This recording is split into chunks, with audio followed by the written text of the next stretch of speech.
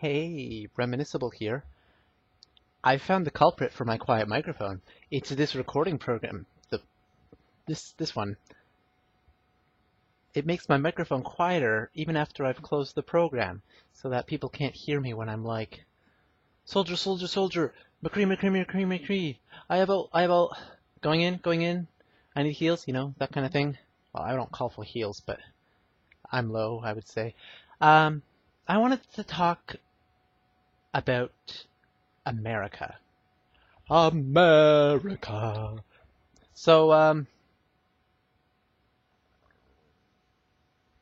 I I'm not really a speaker. I'm more of a I'm a spatial thinker, and I spend all my time at the computer. I don't socialize outside. I socialize a little on the internet, like once a month, and but I write a lot of emails to friends, and so I'm just going to read what I have written. This is my analysis on 2016 of the United States. So, um, this is in response to a video by Secular Talk, actually really just a soundbite of Noam Chomsky. I think I'll link it. Basically, so my observations are, Christianity in North America has become an echo chamber for fallacious extremism. Extremism being like, oh my god, that's insane, you're violating human rights if you call for that's too extreme, you know? Fallacious being like just illogical, contradicting with reality, like not like fallacy is something usually that is self-contradicting or contradicting with reality. And then we know what Christianity is. We all know and love slash hate it. I don't know how some people tolerate it, but I tend to blame the ideology for a lot of things because I learned the Christian ideology. It was forced upon me, and it really messed up my life. I don't know to what extent. I haven't really considered that, but anyways, that's highly debatable. So echo chambers are basically like when the media says, "Hey, the president of Turkey is seeking asylum in Germany during this coup," and then someone else is like, "Yeah, that's totally right." Or when someone says, Roundup has no adverse health effects on insects, and then someone's like, actually it kills butterflies or bees, or there's bioaccumulation because predators eat the insects that eat the Roundup and then it accumulates in their bodies, or I don't know about the bioaccumulation, I haven't studied that, but the bees can't navigate, they can't get home, so they die off, and then we don't have pollinators. That was a minor existential threat for humanity, because we can survive without bees, but can we survive without pollinators? Monsanto probably doesn't give up, because they thrive off of not being allowed to pollinate your own seeds, right? Monsanto loves that. Oh wait, should I call it Monsanto Bayer? Oh my. People are calling it like, oh, Trump, Hillary, they're both so bad. If either got elected, people are complaining. They are both so bad that the difference of one over the other is less scary to me than the fact that Monsanto and Bayer had a merger. Like, Bayer made white phosphorus for Nazis. Monsanto made Agent Orange for Americans so that we could maim 1 million plus people in Vietnam. Like, these are not companies that care about human rights. Anyways, back to my rant. So Christianity in North America has become an echo chamber for fallacious extremism. And the echo chamber being someone publishes an article or some bullshit like backwards science, pseudoscience, about how something is fine and cigarettes are healthy because they increase your heart rate, and then someone else publishes it, and then someone else publishes it, and then there's a media talking about it, and so some other news station talks about it, and then like, cigarettes are healthy for you. But it's an echo chamber. Get over it. It just based on someone else's misinformation, you're spreading the misinformation. That's an echo chamber. So that's what Christianity does in North America. Spreads misinformation. By definition, since they believe in a non-existent God and promote the concept that he is real and yet cares about humans and yet commits all of these genocides and murders in the Bible and endorses slavery and all of that terrible stuff we don't have to get into. So as a result, America has trodden the same path as the National Socialist German Workers' Party. I wonder what party that is. Like Germany leading up to World War II, the extremists have taken power. That's an observation. Whether Trump, you can argue they're radicalists or you can argue that, and I would agree, not all Republicans are extremists. Are the policies they push for extremist? Yes. I'm sure there's, I don't know. I don't know many Republicans, but I mean, if you're still watching this, let's just assume that most of them have extremist ideologies with regards to human rights and stuff. Whether Trump or Hillary are the face of the establishment, the military-industrial complex continues unabated. Well, yeah. Federal spending's not going to go down. They both promised to maintain or increase it. They're both, I mean, Trump's not an establishment Democrat. I wouldn't even say he's an establishment Republican, but he is pro-establishment. I mean, he doesn't like them, and they don't like him, but at the very least, he's the most, I would say he's, I don't know, I feel like he's such a corporatist. Basically, if there's profit, he'll go for some deal, you know. The establishment, I haven't well defined that. Just go with whatever definition you want for the establishment. You can argue Trump is anti-establishment, but within a few years, the establishment will revolve around the Republican Party. So, I mean, are the corporations that exploit people really going to be that negatively affected? Is Wall Street suddenly going to be for the little people because Trump says they have to? No. When did he ever say that? So, with support from the fundamentalist masses, that's theists, more and more human rights will be revoked from the people as the electorate shifts further and further to the right. So electorate are people who vote, going further and further to the right wing, with the composition of the establishment following suit. You know what? I want to fix that typo right now. So this is basically a bad thing.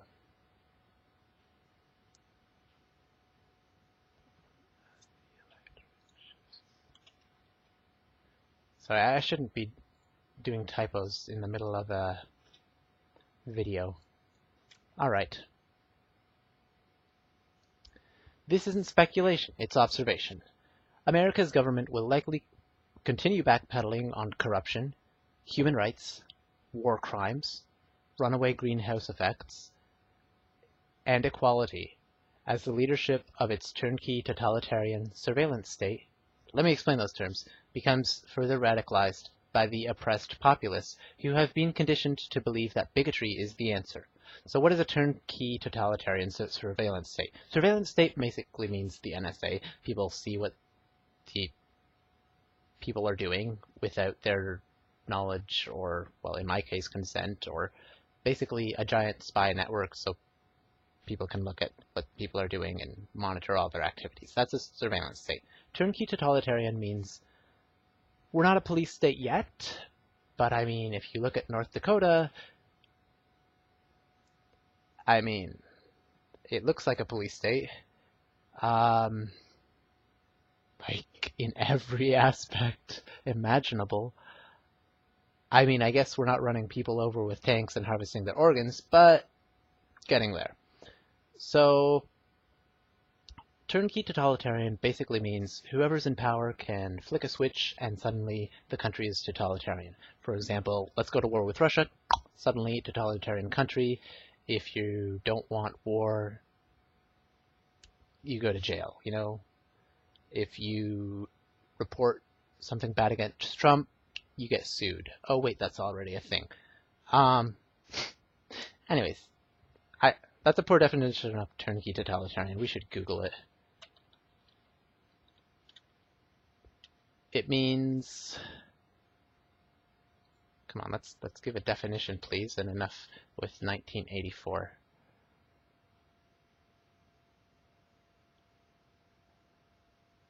No definition found.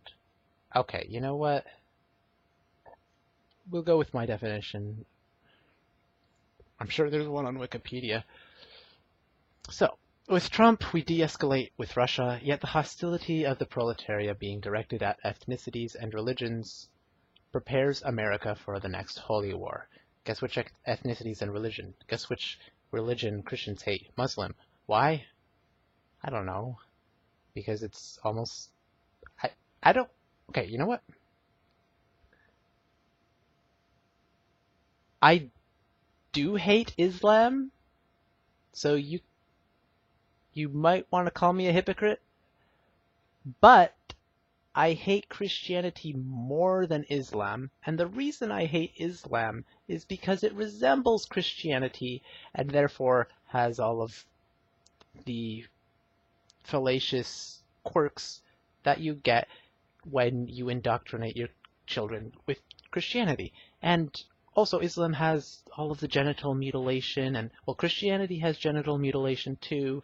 I wasn't circumcised, but I mean, I wouldn't want someone to take my female or male baby and take the scissors to their genitals just because of which religion they're in. I'm in, but I'm not in a religion, obviously. So,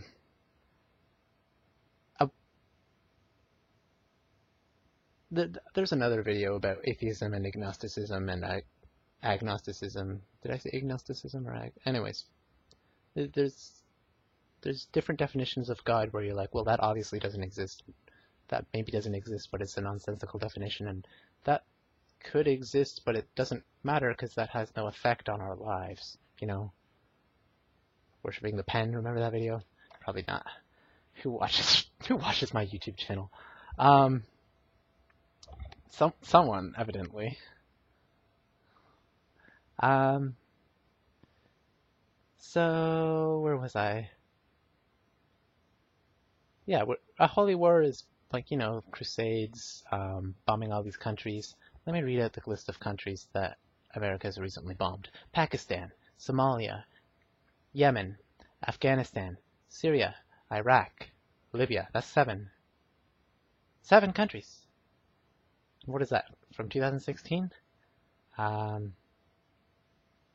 can link it. It's in the little post that I'm reading from, my DeviantArt post. That's a website where people post artwork. So, complete disregard for environmental sustainability with respect to pollution, i.e. toxicity, non-degradables, greenhouse gases. Also completely disregard for water sources and runaway global warming. Combined with the rapid depletion of our primary non-renewable energy sources, combined with a critical lack of infrastructure for renewable energy production, all sets the climate for World War III. Now, I mean, you can argue, well, that's not why World War III is going to happen. Okay, maybe not. But World War III will happen once we run out of oil. It'll probably be less severe if we actually have infrastructure in place so that totalitarianism is less effective because people can actually support themselves and not be completely screwed by the prices of energy skyrocketing when we don't have any infrastructure for renewable energy. I mean, Europe does, but do we have that in North America? I mean, I'm lucky. I have windmills across the lake.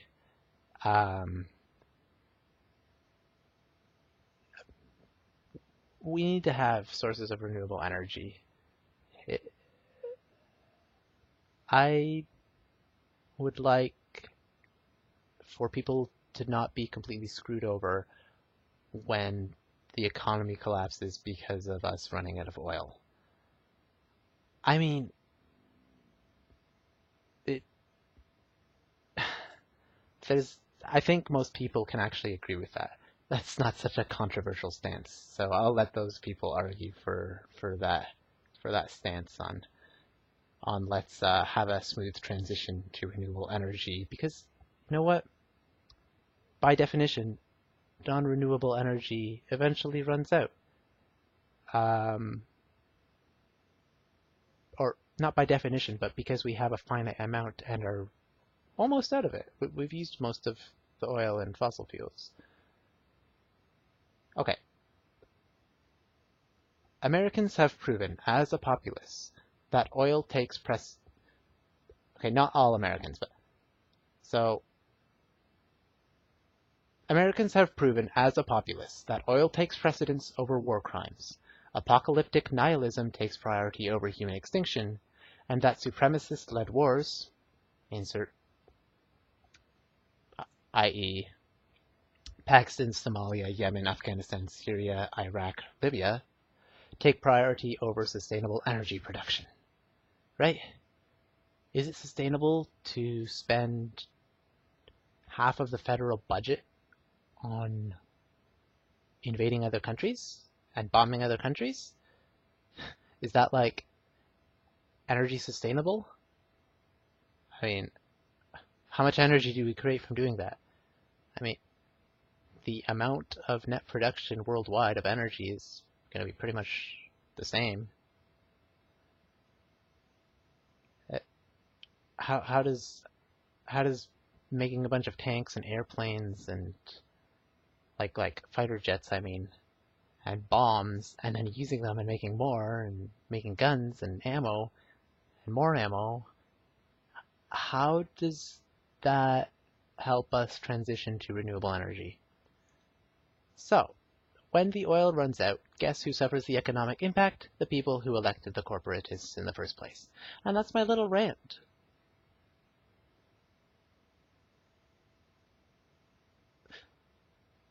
And I blame Christianity for all of this. And there was even several years where I was Christian before Jehovah's Witnesses got excommunicated from the Catholic Church for being extremely anti-Christian.